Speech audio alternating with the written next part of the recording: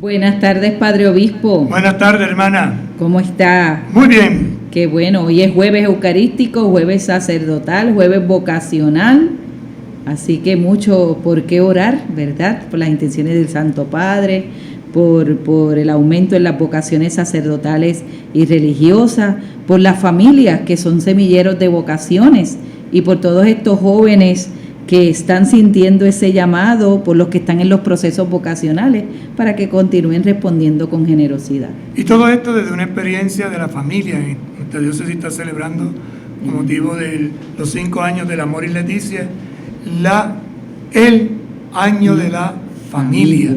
Familia que reza unida, permanece unida, familia que comparte la fe y la transmite a las nuevas generaciones. Vamos a orar para que el Espíritu Santo les ayude a realizar esa vocación desde el seno del hogar. Ven, Espíritu Santo. Purifica la iglesia. Renuévala. Impúlsala. Transfórmala. Únela.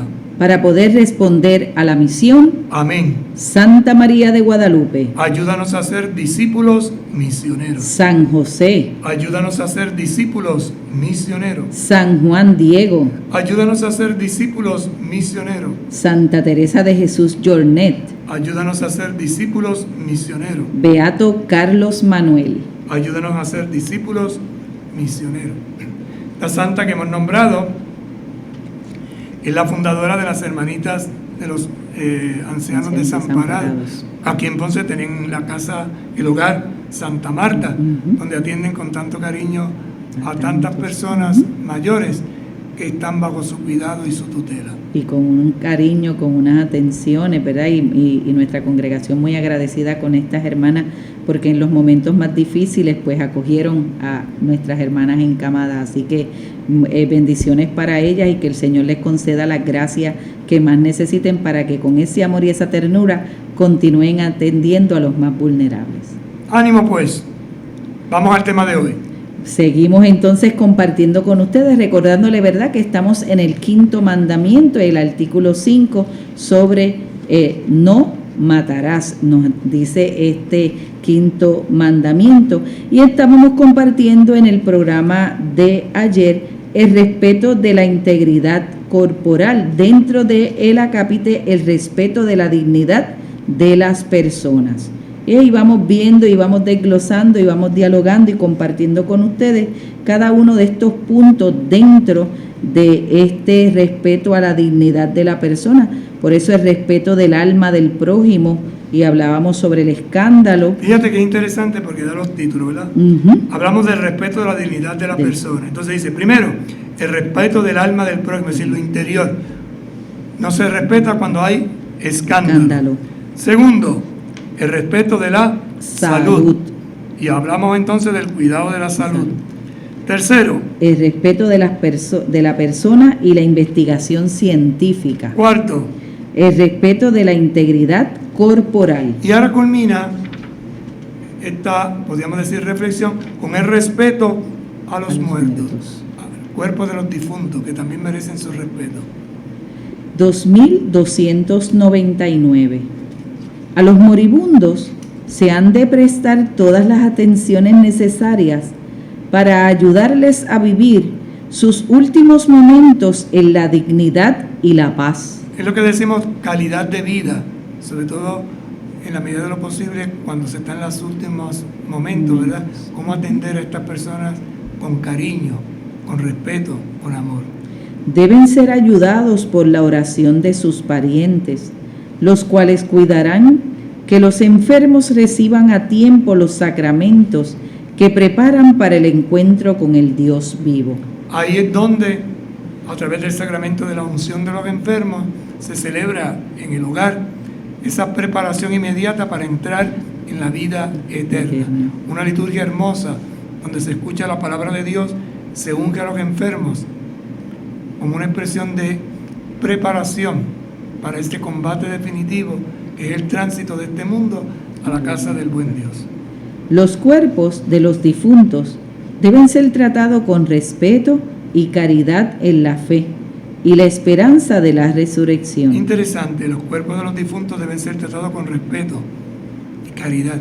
Esto lo vemos de muchas maneras, incluso cuando hay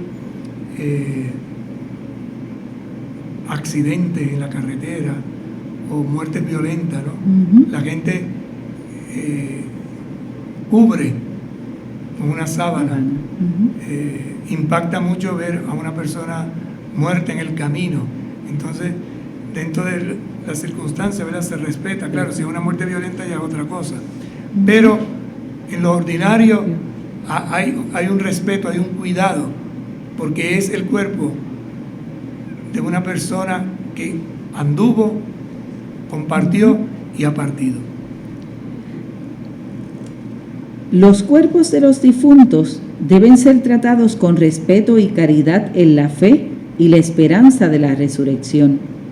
Enterrar a los muertos es una obra de misericordia corporal que honra a los hijos de Dios, templos del Espíritu Santo. En esto los cristianos siempre hemos tenido un respeto muy particular, y los judíos, lo heredamos de los judíos, ¿no? Hay todo un ritual. Incluso las personas que se dedican en el pueblo judío, es la familia los que preparan el cuerpo. En nuestra sociedad un poco más organizada, pues lo entregamos a un equipo, que son los que trabajan en la funeraria, y esas personas tratan con tanto respeto, tratan con tanto cariño el cadáver, ¿verdad?, el cuerpo de esta persona, porque es todo un ritual del baño, del cambio de ropa, de la preparación incluso física, no quiero decir adornarlo, pero sí prepararlo. Y de la deferencia que tienen, el preguntar a los familiares, mira, cómo era esta persona, si es una dama, pues cómo se maquillaba para prepararla, que se vea de acuerdo a cómo vivió, ¿verdad?, en vida. Es interesante, claro. Últimamente hemos tenido alguna gente un poco, no quiero decir raras, pero sí curiosas. Entonces, hubo una época, hace un año, 2 años atrás o 3, donde inventaron aquellos funerarios rarísimos, que si en motora, que si cosas. Parado, sentado. El respeto. Esto merece un respeto, ¿no? Incluso ese respeto en el lugar donde se despide al difunto. En la tradición cristiana se reza, se canta, se ora, se proclama la palabra. Otras personas pues quizás tienen otra forma de hacerlo, pero ¿manifestamos respeto? Esa es la gran pregunta. Entonces hay cosas o hay gestos que no concuerdan, ¿verdad? Por eso la iglesia tiene una forma de celebrar los entierros, de disponer del cuerpo de los difuntos. Hablamos por ejemplo, la incineración, que ya hablaremos más adelante. La autopsia de los cadáveres es moralmente admisible cuando hay razones de orden legal o de investigación científica.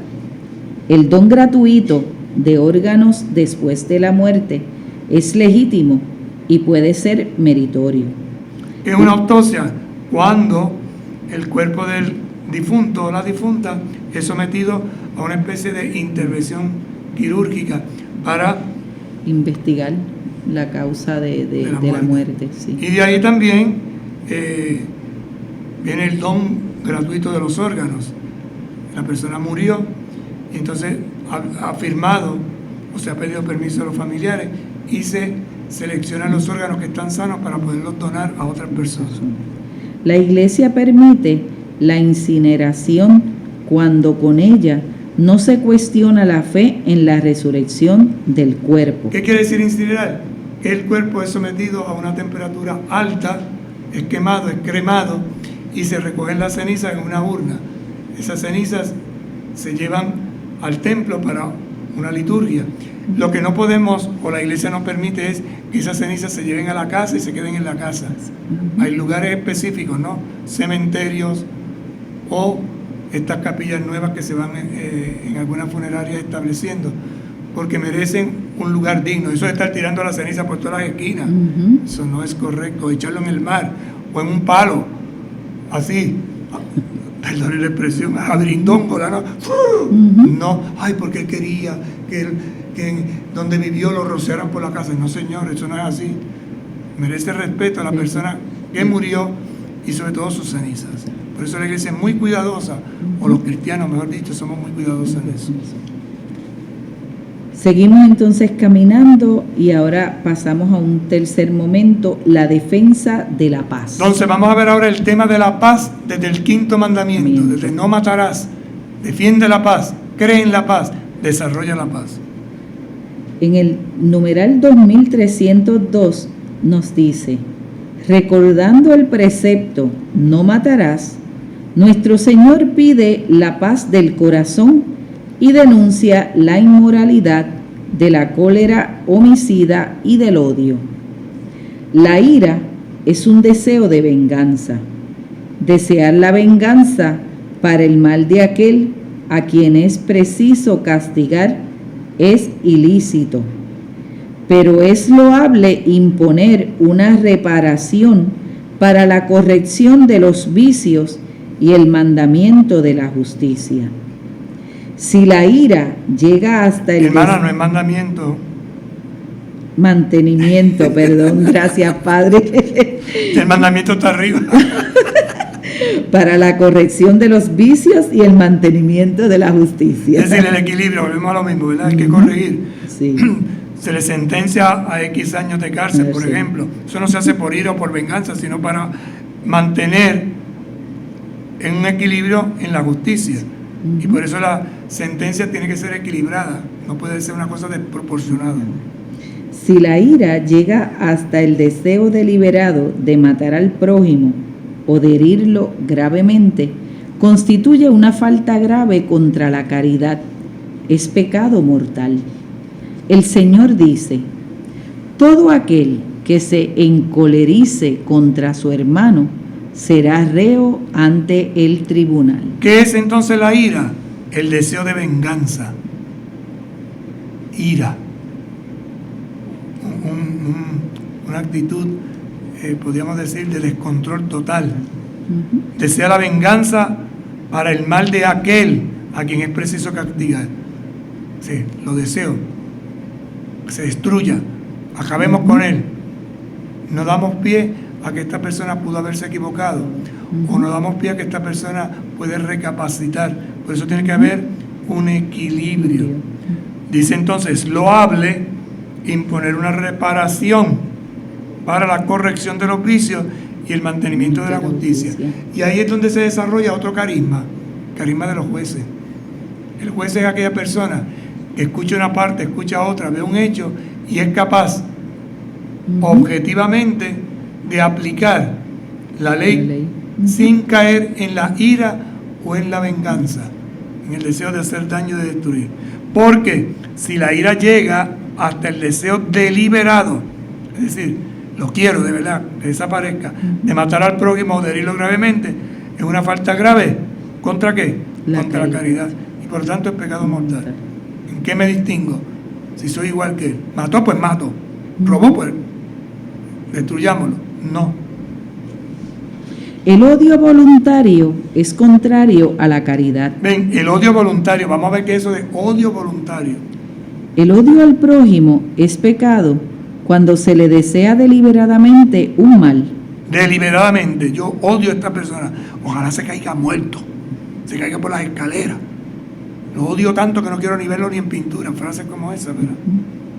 El odio al prójimo es un pecado grave cuando se le desea deliberadamente un daño grave. Un daño grave, que se caiga por la escalera y se le partan las dos piernas. Se raje la cabeza. Fuerte. No se muera, pero que sufra, que sufra, que sufra. Yo lo quiero ver sufrir. Terrible. Pues yo les digo, amen a sus enemigos, rueguen por los que les persiguen, para que sean hijos de nuestro Padre Celestial. ¿Por qué? Porque el que tiene misericordia tiene un corazón parecido al de Dios, va más allá y es capaz de entrar en el perdonar, persona que se hace don, que se dona, que se entrega, que es capaz de dar sin esperar recompensa alguna. El respeto y el desarrollo de la vida humana exige la paz. La paz no es ausencia de guerra y no se limita a asegurar el equilibrio de fuerzas adversas. El equilibrio, estamos todos muy tranquilos, pero con los cuchillos escondidos debajo de la mesa, ¿no? Ay, aparentemente, no es solo ausencia de guerra, no se limita a asegurar un equilibrio. No puede alcanzarse la paz en la tierra sin la salvaguardia de los bienes de las personas, la libre comunicación entre los seres humanos, el respeto de la dignidad de la persona y de los pueblos, la práctica suya de la fraternidad. En otras palabras, eso es la tranquilidad del orden. Es obra de justicia y es efecto de la caridad. Es fruto del amor, de un amor mucho más amplio, de un amor que no espera simplemente recompensa o conquista, sino un amor que es capaz de abrir nuevos horizontes. La paz terrenal es imagen y fruto de la paz de Cristo, el príncipe de la paz mesiánica. Por la sangre de su cruz dio muerte al odio en su carne, reconcilió con Dios a los hombres e hizo de su iglesia el sacramento de la unidad del género humano y de su unión con Dios. Él es nuestra paz. Declara: bienaventurados a los que construyen la paz. Entonces la paz aquí en la tierra es imagen y fruto de la paz de Cristo, príncipe de la paz. Es decir, es el anuncio de ese equilibrio, usando la profecía de Isaías, ¿verdad? Donde el cordero y el león comerán juntos, donde el niño meterá la mano en la cueva de la víbora, y así sucesivamente. Por la sangre de su cruz, de Jesucristo, dio muerte al odio en su carne, reconcilia, establece un puente con Dios y la humanidad. Hizo a la iglesia signo de ¿qué? Sacramento de ¿qué? De unidad en este género humano tan diverso, y sobre todo este género humano diverso, pero que está unido en Dios. Por eso Cristo es nuestra paz. Cristo es una persona, no es simplemente una palabra, no es una teoría. Es alguien con quien me encuentro y me invita a encontrarme con los demás. Los que renuncian a la acción violenta y sangrienta y recurren para la defensa de los derechos del hombre a medios que están al alcance de los más débiles, dan testimonio de caridad evangélica, siempre que esto se haga sin lesionar los derechos y obligaciones de los otros hombres y de las sociedades. Atestiguan legítimamente la gravedad de los riesgos físicos y morales, del recurso a la violencia con sus ruinas y sus muertes. Por lo tanto, es una opción de vida. Me convierto en constructor de la paz, en artesano de la paz. Y esto quiere decir que renuncio a cualquier acción violenta y sangrienta. Esas acciones que pueden ser válidas, porque las queremos hacer en defensa de los derechos del ser humano. Pero renunciamos a esa actitud violenta, porque queremos luchar por los más débiles, y lo queremos hacer desde un testimonio de caridad que brota del Evangelio. ¿Y por qué sabemos que brota del Evangelio? Porque no busca hacer daño, no busca leccionar los derechos y las obligaciones de otras personas, de otras sociedades. Por eso son constructores, artesanos de paz. Hay que animarse a sembrar la paz. Pausamos y en breve volvemos con ustedes. Con un paso de fe a Cristo verás, con un paso de fe a Cristo verás, con un paso de fe a Cristo verás, con un paso de fe a Cristo verás. Somos tu emisora favorita. Católica Radio. Católica Radio. Católica Radio. Católica Radio. Católica Radio. Con el radio prendido con Católica Radio. Este y todos los jueves, Omecos te invita a poner la misión de Jesús en el corazón de la iglesia. Escucha los programas. A las 7:30 de la noche, ¿dónde está el jíbaro bueno? que nos compromete a colaborar con nuestros valores cristianos del pueblo. A las 8 de la noche, el Pan de la Palabra, donde aprenderemos todos a actuar con bondad guiados por el amor. A las 9 de la noche, Madre Dominga, apóstol de la familia. Y nos despedimos a las 9:40 de la noche con el programa Madre, Maestra y Discípula. Todo aquí por Católica Radio, en colaboración con Omecos, comunicando la verdad.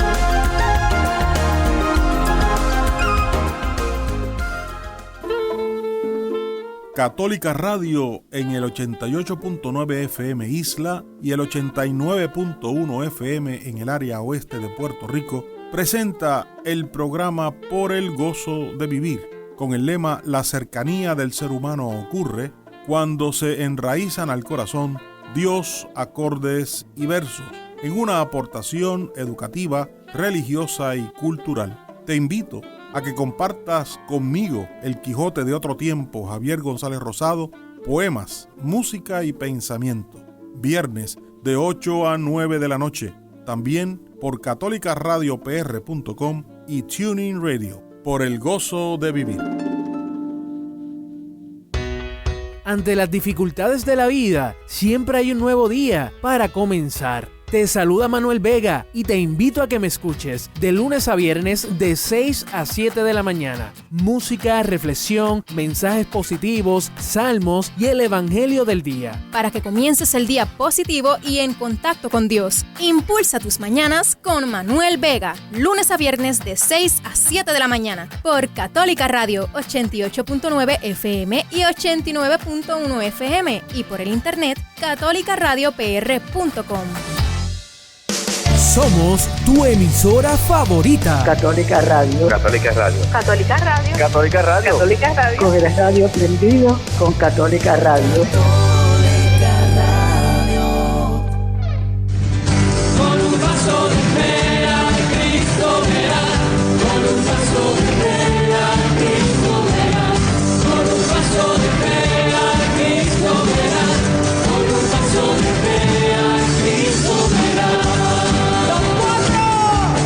Continuamos compartiendo en su programa Mi Camino de Fe, pasito a pasito, desde el Catecismo de la Iglesia Católica, en esta tercera parte sobre la vida en Cristo y la segunda sección que tiene que ver con los mandamientos. Y estábamos entonces, antes de finalizar la primera parte del programa, hablando sobre la defensa de la paz. Y iniciaba este numeral 2302, recordando el precepto no matarás. Nuestro Señor pide la paz del corazón y denuncia la inmoralidad de la cólera homicida y del odio. Y dice, la ira es un deseo de venganza. Desear la venganza para el mal de aquel a quien es preciso castigar es ilícito, pero es loable imponer una reparación para la corrección de los vicios y el mantenimiento de la justicia.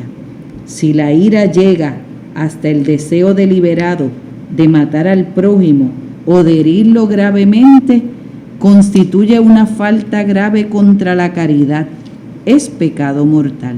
Por eso el Señor dice, todo aquel que se encolerice contra su hermano será reo ante el tribunal. Un odio voluntario, ¿verdad?, que es contrario a la caridad. Nos hablaba sobre el respeto y el desarrollo de la vida humana que exige la paz. Y nos decía que la paz no es solo ausencia de guerra y no se limita a asegurar el equilibrio de fuerzas adversas.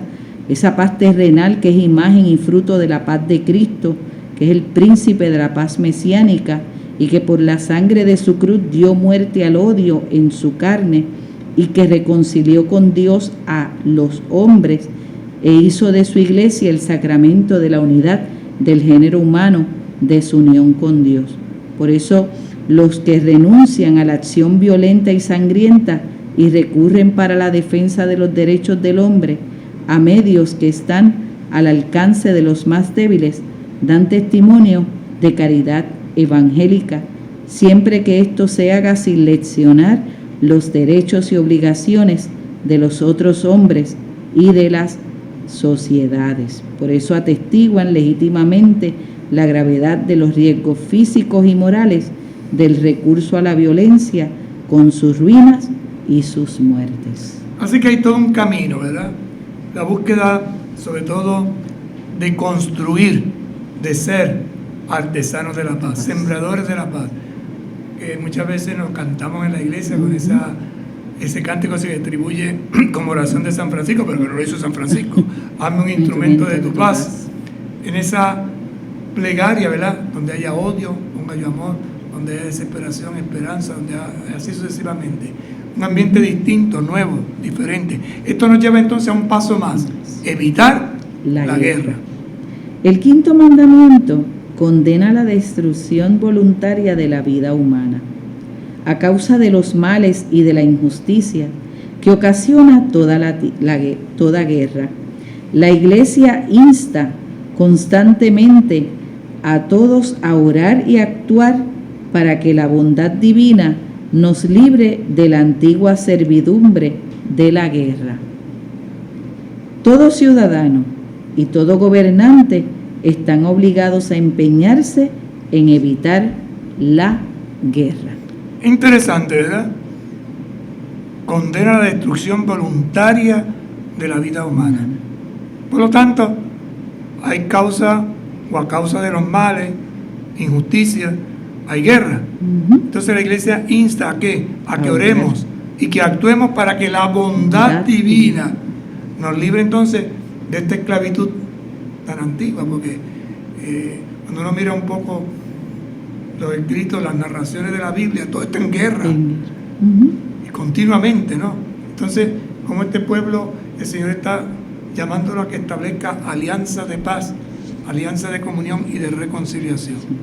Por eso todo ciudadano y todo gobernante están obligados a empeñarse en evitar las guerras. Tiene que ser un empeño, no es simplemente un buen deseo. Yo voy a luchar, voy a tratar por todos los medios de que la guerra no se desarrolle, no crezca. No solo la guerra externa, sino también la guerra interna, porque de la guerra interna es que se crea la externa. Sin embargo, mientras existe riesgo de guerra y falte una autoridad internacional competente y provista de las fuerzas correspondientes, una vez agotados todos los medios de acuerdo pacífico, no se podrá negar a los gobiernos el derecho a la legítima defensa. ¿Qué quiere decir esto? Que hay que agotar todos los medios. Después de tratar por todos los medios, no hay manera, pues entonces ni modo. Pero hay que agotar, hay que buscar siempre. Y esta es una de las tareas. Ustedes ven que continuamente nuestro actual pontífice, como lo hizo Benedicto, como lo hizo Juan Pablo, ahí, manteniendo, ¿no? Eviten la guerra, eviten. Cuando hay estos conflictos, busca la forma, envía emisarios de alguna manera para reconstruir ese tejido social herido por el odio, por la venganza, por la ira. Se ha de considerar con rigor las condiciones estrictas de una legítima defensa mediante la fuerza militar. La gravedad de semejante decisión somete a esta a condiciones rigurosas de legitimidad moral. Es preciso a la vez que el daño causado por el agresor a la nación o a la comunidad de las naciones sea duradero, grave y cierto. Entonces va ahora a enunciar, ¿verdad? Se ha de considerar con rigor unas condiciones estrictas para esa legítima defensa mediante la fuerza militar. La gravedad de semejante decisión somete a esta a condiciones rigurosas, y entonces ahora enuncia, es como un camino. Primero, que el daño causado por el agresor a la nación o a la comunidad de las naciones sea duradero, grave y cierto. Así que quiera permanecer duradero, que sea grave y que sea verdadero, no simplemente un invento, una excusa. Que todos los demás medios para poner fin a la agresión hayan resultado impracticables o ineficaces. Los medios hábiles, ¿verdad?, hayan sido ya ineficaces, impracticables, no ha habido manera. cuando no hay más remedio, cuando ya nos hemos ido al extremo. Que se reúnan las condiciones serias de éxito. Que sea no simplemente destruir por destruir, sino que con una guerra se evite, se logre el objetivo y ahí finalice. Que el empleo de las armas no entrañe males y desórdenes más graves que el mal que se pretende eliminar. No sea que el remedio sea peor que la enfermedad. El poder de los medios modernos de destrucción obliga a una prudencia extrema en la apreciación de esta condición. Y cada vez más las armas se van sofisticando más, se van tecnificando más. Y esto también es terrible, ¿no? Una bomba que la ponen teledirigida y cae en este punto, dirigida ahí, a destruir un búnker o qué sé yo. Pero a veces afecta a los civiles, que no tienen nada que ver. Estos son los elementos tradicionales enumerados en la doctrina llamada de la guerra justa. Para que haya una guerra justa se tienen que dar entonces estas 4 condiciones que acabamos de enumerar y reflexionar un poquito. La apreciación de estas condiciones de legitimidad moral pertenecen al juicio prudente de quienes están a cargo del bien común. Entonces, ¿quiénes deciden? ¿A quiénes pertenece la toma de decisión? Desde la legítima moral pertenece al juicio prudente. Fíjate qué interesante. Al juicio prudente de quienes están a cargo del bien común. Presidentes, militares, no es hacer una guerra por hacerla. Que se logra, qué beneficio, que pretende, que se quiere. Los poderes públicos tienen en este caso el derecho y el deber de imponer a los ciudadanos las obligaciones necesarias para la defensa nacional. Es parte del gobierno, ¿verdad? Se establecen fronteras, se establecen normas, reglas, a veces no tan justas, y ahí es que vienen los conflictos, que si se movieron la frontera, que si no entraron la frontera, que si la gente cruza la frontera, ¿por qué cruzan la frontera? ¿Qué buscan? ¿Qué intenciones hay? Esto es muy complejo el asunto. Los que se dedican al servicio de la patria en la vida militar son servidores de la seguridad y de la libertad de los pueblos. Si realizan correctamente su tarea, colaboran verdaderamente al bien común de la nación y al mantenimiento de la paz. Esto supone una educación, y una educación en unos principios y unos valores. Por desgracia, en muchos pueblos, en muchas ocasiones, las personas que se preparan como soldados no están lo suficientemente capacitados ni preparados para, como nos dice aquí, ser verdaderamente colaboradores en la búsqueda del bien común de la nación y sobre todo mantener la paz. A veces se les incita, se les motiva a no pensar, se les destruye incluso su capacidad y cuando regresan de la guerra vienen heridos mortalmente, no solo en el físico, que algunos, ¿verdad?, traen las consecuencias, sino emocional, destruidos totalmente. Y esto se refleja después en comportamientos un poco agresivos o fuera de lo normal dentro de la sociedad donde viven, con su familia, en su trabajo, en el medio ambiente donde están. Los poderes políticos atenderán equitativamente. Lea bien. Los poderes públicos atenderán equitativamente el caso de quienes, por motivos de conciencia, rehúsan el empleo de las armas. Estos siguen obligados a servir de otra forma a la comunidad humana. Poderes políticos son los que organizan esto. En mi época era la guerra de Vietnam y muchos fuimos objetores de conciencia en este sentido y no fuimos. Pero se servía a la patria de otra forma en esa comunidad humana y se prestaban otros servicios. Hubo muchos jóvenes que decidieron. En mi época el servicio militar era obligatorio. Y hubo mucha resistencia y hubo gente que por objetor de conciencia se les envió a hacer otros servicios, otros trabajos. La Iglesia y la razón humana declaran la validez permanente de la ley moral durante los conflictos armados. Una vez estallada desgraciadamente la guerra, No todo es lícito entre los contendientes. No es basta que guerra, pues aquí vale a todas las cosas. No, hay una moralidad y la iglesia en eso tiene que estar ahí presente. Por eso van capellanes, por eso van líderes religiosos que acompañan a estos soldados de un bando y de otro. Curiosamente a veces de la misma religión peleándose unos contra otros. Hay cosas que no se entienden desde la razón porque se mira más allá y prima más lo político que lo religioso. Es preciso respetar y tratar con humanidad a los no combatientes, a los soldados heridos y a los prisioneros. Las acciones deliberadamente contrarias al derecho de gentes y a sus principios universales, como asimismo las disposiciones que las ordenan, son crímenes. Vamos a ver otra vez esto, que es interesante. Respetar y tratar con humanidad a los no combatientes, a los soldados heridos y a los prisioneros. Fíjate que son 3 grupos. Los no combatientes, los que llaman civiles. A los soldados heridos, los que por defender caen presos y están heridos. Y a los prisioneros. A los heridos de ellos, pero también a los heridos del otro bando.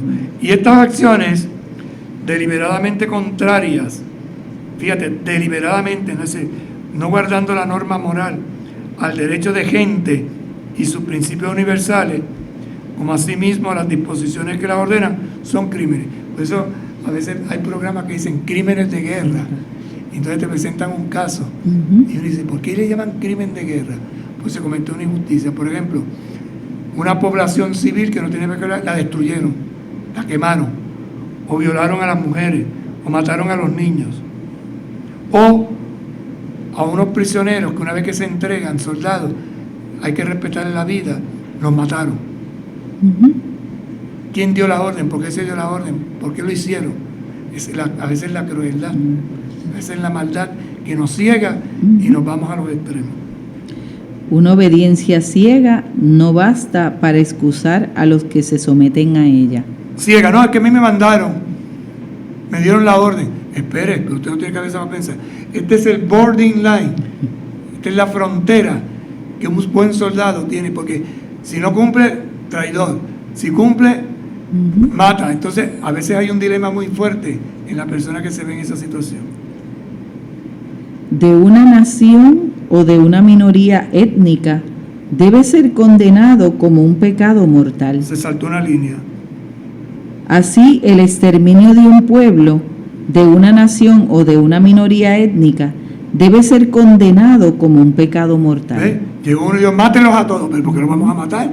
Hay que destruirlos, pero ¿por qué? Eso es un pecado mortal, porque no estás en justicia, no te han hecho nada, se oponen, pero una población indefensa, ¿por qué? Esto a veces lo vemos en ciertas películas de guerra, ¿no? Que rememoran la historia y por eso son crímenes de guerra. Y esto a veces,